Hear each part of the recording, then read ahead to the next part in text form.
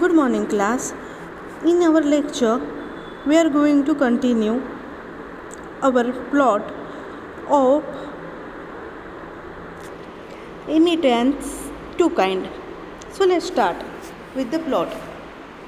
We already learned about the plot, then the themes and the symbolism in the our short story. So I am going to tell you about more things like this story ही जी story आहे ही एमिटॅन मोठी झाल्यावर किंवा आपली प्रोटोगॉनिस्ट daughter मोठी झाल्यावर तिला आठवते जेव्हा तिची आई वारलेली आहे, शी इज बिकम द डेड. तर त्याच्यानंतर तिला या गोष्टी आठवतात आहे जेव्हा ती तिच्या घरी जाते आणि तिथं तिला ओल्ड पियानो दिसतो. So she recalls or the remember all the things that happen in her childhood. So let's see. Suyan, which her the mother, wants June to become a child with prodigy. She quizzes June on a maths and geography in the hopes of uncovering some hidden genius. तर तिला असं वाटत होतं of course की आपली मुलगी ही खूप हुशार आहे आणि शी बिकेम तिने फेमस बनावं, हुशार बनावं याच्यासाठी वॉट शी मदर डू. तर मदर पूर्ण तिला खूप गणित देत असते किंवा क्विझेस टाकत असते. But nothing happen. She is only just a normal girl. After seeing a Chinese girl playing piano on the Ed Sullivan show, Suyan arranged for June to take piano lessons. Her teacher, however, is deep and June doesn't learn. What the second thing happened in the plot? की आई तिला सांगते की आपण तुला piano शिकवू आणि एका बहिऱ्या टीचरची करते ऑफकोर्स, आणि त्याला डोळ्यांनी कमी पण दिसत असतं. त्याचाच फायदा कोण घेतं? June. And that's why what she do. ती काही शिकत नाही. तिच्या देर वॉज अ प्रोग्रॅम असतो. तर तिच्या आईने काय केलं असतं, गावातल्या सगळ्या लोकांना सांगितलेलं असतं तिच्या ओळखीच्या वगैरे की माझी मुलगी त्या प्रोग्रॅममध्ये पियानो वाजवणार आहे आणि तिने त्यामुळे सगळे लोक तिथं जमलेले असतात. पण what happen, to June bungles her piano recital terribly. She assume that this means she won't have to take lessons any more. But she is wrong. Frustrated, June shout that she wishes she were dead. Just like the twins, Suyan was forced to abandon the China. तर त्याच्यामध्ये काय होतं, त्यांची भांडणं होतात. तिच्या आईला त्या वाईट वाजवण्याचं किंवा तिचं हसू झालं याचं तर काहीच असतं. ती काय म्हणते की ठीक आहे, एकदा अशी चूक होऊ शकते, तू पुन्हा प्रॅक्टिसला जा. ही म्हणते मला ते आवडत नाही आणि मी ते करणार नाही. वाय. तर त्यामुळे त्यांचे भांडणं होतात. आणि इव्हन जून काय म्हणते तिच्या आईला की मी त्या जुळ्या मुलींसारखीच चायनामध्येच राहिली असते किंवा मरून गेली असते ना, तर मला आज हा दिवस पाहावा लागला नसता. त्यामुळे त्या क्षणी काय होतं, आईचा नर्वसनेस होतो आणि ती बोलते की तुला वाटेल ते तू कर, याच्या पुढं मी आणि तुझा संबंध या गोष्टीसाठी संपला. तर त्याचं काय झालं असतं, you already know about the China and the Chinese काय असतं. तर चायनात वन नेशन चाइल्ड असं म्हणतो, एकच मूल होऊ द्यावं लागतं. पण हिला काय झालं आहे, जुळं झालं आहे आईला. त्यामुळे त्यांना एकतर चायना पण सोडावं लागतं आणि बिचारा त्यांना दोन मुलींना पण सोडावं लागतं. So she abandoned them. A Chinese American young woman Jing mei June who recalls after her mother's death her mother's sadness at having left her twin baby girls in China in 1949, तेव्हा China स्वतंत्र झाला होता, right. June has use her mother's regret as a weapon in a battle and will focusing what her mother wants to her to be and what she want. तर यात पण ती काय करायची, तिच्या आईला ब्लॅकमेल करण्यासाठी, I am going to use that word. तर ती ब्लॅकमेल करण्यासाठी ती काय करत होती, तर ती तिच्या आईला नेहमी सांगायची की चायनामध्ये तू तुझ्या मुलींना सोडून आली, तुला चायना सोडावं लागलं. She use like a weapon. June wins living her mother Suyuan stern when she say she wishes she were a dead like a twins. Although this scene characterize the common struggle of power between mother and daughter, the story of illusions, the cultural dimension between the Asian immigrant and her Asian American daughter.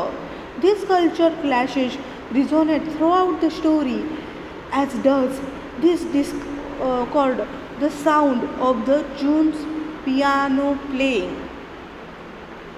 Okay, the all mother and daughters त्यांचे भांडणं होतात, पण what the she do. आता इथं आहे तर आपल्याला cultural transition बघायला मिळतं आहे. ही थीम इथं आपल्याला येते की what happen the Chinese American आणि चायनावरून इमिग्रेट झालेली फर्स्ट जनरेशन आणि इथं अमेरिकेत बोर्न झालेली the second generation. Just remember our lecture on Chinese diaspora. त्याच्यात काय होतं, त्यांच्यात प्रॉब्लेम होत होते, त्यांच्यात कम्युनिकेशनचा गॅप होत होता. कारण इथे पण आपण बघू शकतो की तिची मदर भांडतांच्या वेळेसुद्धा चायनीज इंग्लिश वापरते, तिच्या चायनीज वर्डचा प्रभाव आहे.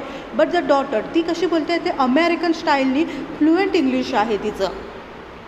त्यानंतर या मुलीचे विचार हे कसे आहेत तर अमेरिकन स्टाईल आहेत आणि ही तिला फ्री पाहिजे, तिला आईपासून सुटका पाहिजे, तिला या सगळ्या गोष्टींपासून सुटका पाहिजे. पण आईला काय वाटतं, ही मुलगी आहे, हिचं करिअर सेट करून देणं ही माझी जबाबदारी आहे. तर हा त्यांचा स्ट्रगल होतो आहे.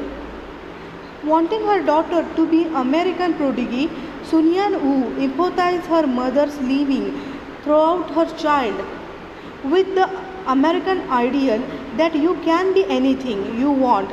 She prepares and coaches June to become a Chinese Shirley Temple.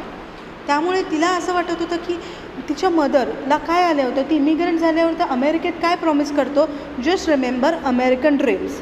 तर अमेरिकेमध्ये कुणी पण काय पण होऊ शकतं आणि कुणीही म्हणजे ते अमेरिकन आहे, you are the free there असं तिला वाटत असतं. त्यामुळे पहिलीच ओळ या मुलीने असं लिहिलेलं आहे, ॲमिटॅन लिहिते, माय mother believes you could be anything you wanted to be in America.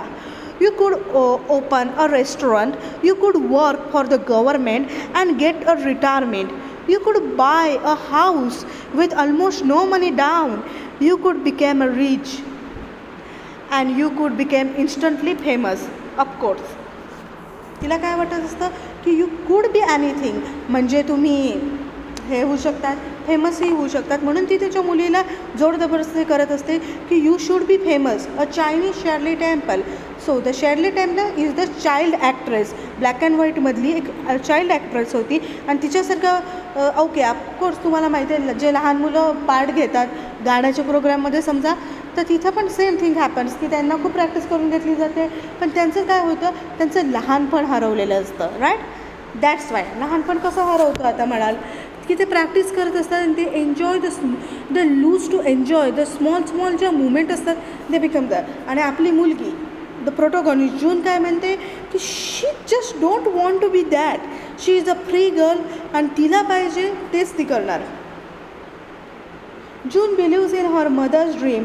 For her, admits she was filled with the sense that she could become a puppet. तर ती सांगते ती आईची इच्छा आहे, आईची इच्छा, तिची इच्छा नाही आहे की तिने तसं करावं. She and her mother, who clean houses for the extra money, being searched through the latest American magazine such as the Good Housekeeping and the Reader Digest for the stories of the child prodigies. Every evening her mother tests her relentlessly for intellectual power such as know all the world capitals and the multiplying large numbers in her head. June grows recently as she sees the disappointment on her mother's face as she failed to measure up to her expectation. तर तिची आई करते extra मनी करण्यासाठी ती लोकांच्या घरी काम करते आहे आणि त्याच्यातनं ती मॅगझिन्स विकत घेते आहे, त्याबद्दल माहिती असल्या पाहिजे म्हणून ती काय करते असते. आता बघा लहान मुलांना असतात, त्यांना नंबर विचारतात, त्यांना कॅल्क्युलेशन विचारतात किंवा त्यांना स्पेलिंग्स विचारतात किंवा कॅपिटल्स विचारतात. बघा लहान लहान मुलं टॅलेंट शोवर येतात, यू जस्ट रिमेंबर. आणि त्याप्रकारे टॅलेंट शोला या मुलीने जावं ही आणि फेमस व्हावं ही तिच्या आईची इच्छा असते. Discovering a powerful side of herself, June resolved not to become a something she is not simply but please to her mother. पण तिला माहिती आहे ना, तिला त्याच्यात इंटरेस्टच नाही आहे. She don't want to become a famous किंवा तिला पियानो वाजवायचा नाही आहे किंवा तिला मॅथ्स पण करायचं नाही आहे. आणि मी का करू, तिचा सिम्पलचाच क्वेश्चन आहे, लाईक फ्री अमेरिकन मुलीसारखा की माझ्या आईला आवडतं म्हणून. आता मोस्ट ऑफ द पीपल इंजिनिअरिंगला जातात का, कारण त्यांच्या आईवडिलांची इच्छा असते की त्यांना मिरवता यायला पाहिजे की माझा मुलगा इंजिनियर आहे म्हणून ते मुलं IIT प्रयत्न करतात. पण का हा प्रश्न त्यांच्या येतो. One evening while watching the Ed Sullivan show on television, her mother sees a young Chinese girl play the piano with a great skill. Much to June's chagrin, her mother strike up to deal with the retired piano teacher, Mr. Chong, who agrees to give up June piano lesson in the exchange of weekly house cleaning. June soon discovered that old Mr. Chong is a deaf, like the great composer Ludwig van Beethoven. So simple. तर तिच्या आईने काय केलं, आता Chinese मुलगी T V पाहते, आपल्या मुलीला पण पियानोच करायला शिकवायचं, त्यामुळे वाजवणार. मग ती एका टीचरला शोधून आणते, ही वूज ऑल्सो द चायनीज. आपण नंतर जूनच्या लक्षात काय येतं की तो बहिरा आहे, आपण काही केलं आणि काही वाचवलं तरी चालतं. आणि तिच्या आईने पेमेंट काय केलेलं असतं, तर तिची आई म्हणते की मी तुमचं घर आठवड्यातनं एकदा साफ करून देईन. Ultimately June must appear in the talent show to display her great talent, जिने अजिबात प्रॅक्टिस केलेली नाही आहे.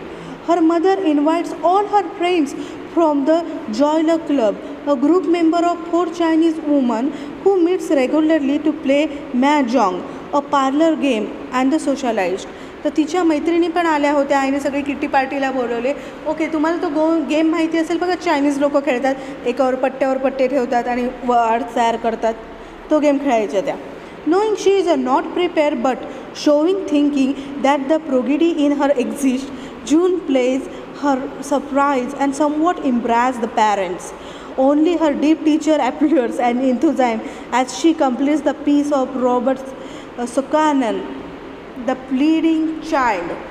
फक्त तिच्या, ऑफकोर्स ते बहिरे होते तर त्यांना ऐकायला येत नसल्यामुळे त्यांनी काहीतरी वाजवलं म्हणून टाळ्या वाजवल्या, पण तिची आई आणि तिच्या आईची तर इज्जतच गेली ना तिच्या किटी पार्टीसमोर. So she became so nervous. June feels that after her dismal performance her mother's dream for her will end. Of course, she has the hope, but a few days later, while she watches television, her mother reminds her that it is a simple time to practice. T V पाहू नको, T V येऊन बंद करते आणि सांगते काय करायचं, तुला पियानोची प्रॅक्टिस करायची. It is the final showdown between the mother and daughter. June tells her mother she will never be a genius or the daughter that her mother wants to be. कारण तिला माहिती होतं की आपली लायकी काय आहे, आपण हे करू शकतो की करू शकत नाही. आपली आई आपल्यावर प्रेशर टाकते, फक्त आईला मर्जी आहे म्हणून आपण हे करत होतो आणि त्या दोघांमध्ये भांडणं सुरू होतात. Her mother explain that there are only 2 kinds of daughter. So the first daughter is those who are obedient and the ones who follow their own mind. कोणत्या काइंड्स आहेत त्या, की ज्या मुली असतात त्या आज्ञाधारक असतात, आई वडील सांगतात तशा नाकासमोर चालतात, आणि दुसऱ्या काय असतात त्या स्वतःचे डिसिजन स्वतःच घेतात.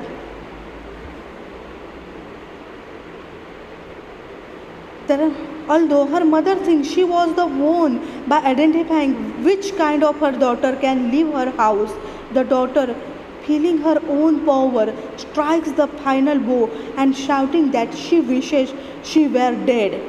आणि त्यानंतर तिची आई म्हणते की यू मस्ट बी ओबिडियंट, तुला काही स्वतःचं डोकं नको चालू, फ्री विलने तर जगूच नको, आणि अमेरिकन वे आहे, तुझे जे विचार आहेत, बाकीचे मित्रमैत्रिणी जसे वागतात तशी तुला वागायची काहीच गरज नाही आहे. यू आर द चायनीज वर आणि मी चूज करणार तुझ्यासाठी. मग शेवटी म्हणे हे तुझ्याच मर्जीने जर मला लाईफ जगायचं असतं तर मी मरून गेले तरच ठीक आहे ना. त्यानंतर सून यान because she have left her young twins for a dead on the road side while playing Wharton China is profoundly affected by the June's overburst. Painfully, June looks back as in the unresolved conflict that she has followed her into adulthood. She believes that that was the moment that her mother gave up hope for her only daughter's success, and that she internalized this self-defeating attitude. A few years before her death, her mother offered her the piano for her 30th birthday. June accepts, seeing this a piece of her, a shining trophy that she has finally back. So, त्यानंतर तिच्या आईने तिला तो piano तिच्यासाठीच ठेवला होता आणि तो तिलाच देतो. देन शी काय सांगते की येस, आत्ता तिला इतक्या वर्षानंतर जेव्हा ती आईच्या वयाची झाली आहे तेव्हा तिला कळतं की आईचं कन्फ्लिक्ट काय होतं किंवा आईला काय वाटत होतं. नॉट ॲज अ चाइल्ड और not as a daughter but became the mother, became the grown ups. So this is our plot of emittance two kinds. Thank you.